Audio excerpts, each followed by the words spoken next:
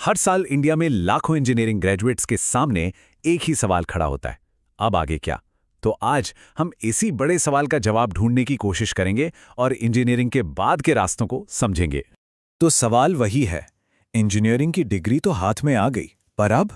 और देखिए, आज का जॉब मार्केट इतना मुश्किल है कि ये सवाल और भी ज्यादा जरूरी हो जाता है, जहां लाखों लोग अच्छे मौकों की तलाश में हैं।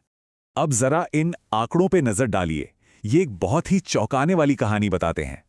एक तरफ है अमेरिका, जिसकी इकोनॉमी है 16 ट्रिलियन डॉलर की, और वो हर साल करीब 1 लाख इंजीनियर बनाता है। दूसरी तरफ है भारत। 2 ट्रिलियन डॉलर की इकोनॉमी के लिए हम बना रहे हैं 15 लाख इंजीनियर्स। मतलब डिमांड और सप्लाई के बीच का जो गैप है वो बहुत बहुत बड़ा है। और इस गैप का, इस असंतुलन का नतीजा वो इस एक आंकड़े में साफ साफ दिखता है, 95%। असोचम की एक रिपोर्ट की माने तो हमारे देश के करीब 95% इंजीनियरिंग ग्रेजुएट्स असल में नौकरी के लिए तैयार ही नहीं हैं। इसकी एक बड़ी वजह है स्किल्स और इंडस्ट्री की ज़रूरतों के बीच का फासला। तो मतलब सीधी सी बात यह है, जैसा कि यहाँ लिखा भी है, इंजीनियरिंग की डिमांड कम है और सप्लाई वो आसमान छू रही है। और यही वो जड़ है उस समस्या की जिसका सामना आज हर ग्रेजुएट कर रहा है। तो इस पूरी दुविधा को सुलझाने के लिए आइए इन रास्तों पर एक एक करके चलते हैं। पहले हम देखेंगे सुरक्षा का मार्ग, फिर बात करेंगे विकास के मार्ग की, उसके बाद निर्माण का मार्ग, और आखिर में समझेंगे कि इन सब में से अपनी दिशा कैसे चुनें। तो चलिए सबसे पहले रास्ते से शुरू करते हैं, सुरक्षा का मार्ग। यहां बात होगी उस पारंपरिक स्टेबल जॉब की जिसका सपना कई लोग देखते हैं, खासकर सरकारी और पब्लिक सेक्टर में। अच्छा, इस रास्ते को समझने से पहले यह जानना जरूरी है कि कोर इंजीनियरिंग का मतलब क्या है। देखिए, इसमें सिविल, इलेक्ट्रिकल, मैकेनिकल जैसी बेसिक ब्रांचेस आती हैं। ये वो शाखाएं हैं जो हमारे देश के पूरे इंफ्रास्ट्रक्चर की रीढ़ की हड्डी हैं। तो सवाल ये उठता है कि लोग पब्लिक सेक्टर की तरफ इतना क्यों भागते हैं? वजहें साफ हैं। एक तो बेजोड़ जॉब सिक्योरिटी, नौकरी पक्की, फिर मिलते हैं लाइफ टाइम बेनिफिट्स और समाज में एक अलग ही इज्जत, और सबसे बड़ी बात, देश के विकास में सीधे तौर पर अपना योगदान देने का मौका मिलता है। और मौकों की कोई कमी नहीं है।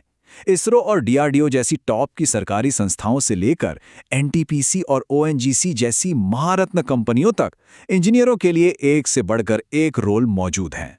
चलिए अब बात करते हैं दूसरे रास्ते की, यानी विकास का मार्ग। यहां हमारा फोकस होगा प्राइवेट सेक्टर पर, जहां अक्सर ज्यादा सैलरी और करियर में तेज ग्रोथ की बातें होती हैं। तो प्राइवेट सेक्टर में इंजीनियर्स के लिए मोटे तौर पर 2 तरह के मौके होते हैं।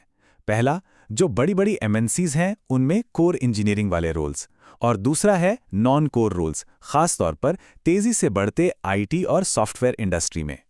अगर कोर इंजीनियरिंग की बात करें तो सीमेंस, एल&टी, टाटा पावर और महिंद्रा जैसी बड़ी बड़ी कंपनियां हमेशा अच्छे टैलेंट की तलाश में रहती हैं। ये वही कंपनियां हैं जो इंडिया के इंफ्रास्ट्रक्चर और टेक्नोलॉजी को लगातार आगे बढ़ा रही हैं। तो अब चुनाव क्या है? एक तरफ है सरकारी नौकरी की स्टेबिलिटी और सिक्योरिटी, दूसरी तरफ है प्राइवेट सेक्टर की हाई सैलरी और फास्ट ग्रोथ। ये एक ऐसा फैसला है जो हर किसी को अपनी प्राथमिकताओं के हिसाब से लेना होता है। अब आते हैं तीसरे और शायद सबसे हिम्मत वाले रास्ते पर, निर्माण का मार्ग। ये रास्ता बाजार के सैचुरेशन का एक सीधा जवाब है, जिसे हम कहते हैं एंटरप्रेन्योरशिप। तो इस भीड़ से बाहर निकलने का रास्ता क्या है? उद्यमिता। जब सारे पारंपरिक रास्ते भरे हुए लगें तो शायद अपना रास्ता बनाना ही सबसे बेहतर विकल्प है। तो नौकरी ढूंढने वाले से नौकरी देने वाला बनने की जरूरत क्यों आन पड़ी है? क्योंकि देखिए, जो मैन्युफैक्चरिंग सेक्टर पहले बहुत नौकरियां देता था वो अब उतना नहीं दे रहा, और जो आईटी सेक्टर हाल के सालों में नौकरियां दे रहा था वो भी अब सैचुरेट हो रहा है।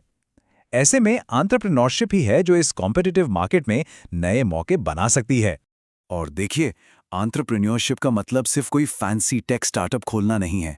एक इंजीनियर ठेकेदार बन सकता है, कंसल्टेंट के तौर पर अपनी सर्विसेज दे सकता है, या फिर इलेक्ट्रिकल पैनल्स, सोलर पैनल्स जैसी जरूरी चीजें बनाने का काम शुरू कर सकता है। ये सभी बहुत प्रैक्टिकल और जरूरी बिजनेस मॉडल्स हैं। तो इतने सारे विकल्प सामने हैं, पर कोई अपनी सही दिशा कैसे चुने? चलिए अब इस डिसीजन मेकिंग प्रोसेस पर फोकस करते हैं। और दिन के आखिर में सबसे जरूरी सवाल बाहर नहीं बल्कि अंदर से आता है कि असल में दिलचस्पी किस चीज में है, जुनून किस चीज को लेकर है, क्योंकि जब काम में मजा आता है, पैशन होता है, तो सफलता पाना कहीं ज्यादा आसान हो जाता है। और हाँ, रास्ता कोई भी चुना जाए, अपने स्किल्स को लगातार बेहतर बनाना हमेशा फायदेमंद रहता है। चाहे वो एमटेक जैसी हायर स्टडीज हों या फिर एनपीटीआई जैसे संस्थानों से कोई प्रैक्टिकल जॉब ओरिएंटेड कोर्स, ये दोनों ही चीजें करियर को एक सॉलिड फाउंडेशन देती हैं। तो आखिर में बस यही एक सवाल बचता है, करियर उस रास्ते से तय होगा जिसे चुना जाता है या फिर उस रास्ते से जिसे खुद बनाया जाता है? ये एक ऐसा सवाल है जो हर इंजीनियर को खुद से पूछना ही चाहिए।